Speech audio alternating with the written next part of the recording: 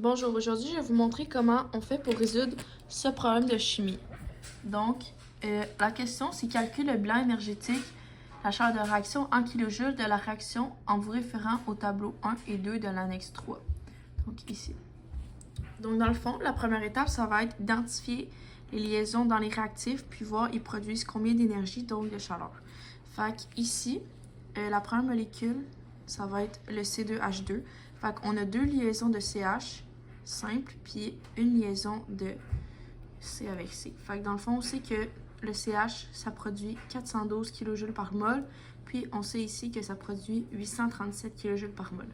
Ensuite, pour le HCN, on sait qu'il y a une liaison de HC, puis une liaison avec le C puis le N. Puis on sait ici que ça produit 412 kJ par mol, puis 891 kJ par mol. Donc quand on va additionner tout ça ensemble, ça va nous donner un total de 2964 kJ par mol. Ensuite, la deuxième étape, ça va être d'identifier les liaisons dans les produits. Donc les produits, on a ici la molécule. Fait que deux liaisons de CH, on sait que ça produit 412. Puis ici, on va faire un x2 parce qu'on a deux liaisons. Fait que x2 ici.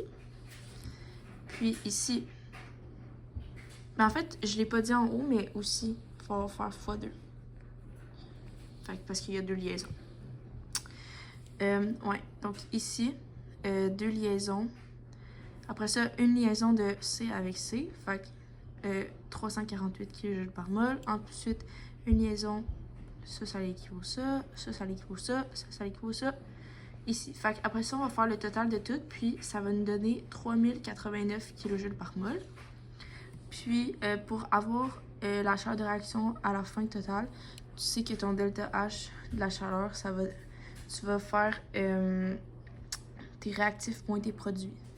Donc, la chaleur de la réaction, ça va donner moins 125 kJ par mol pour ici, le bilan énergétique de la réaction suivante. Merci!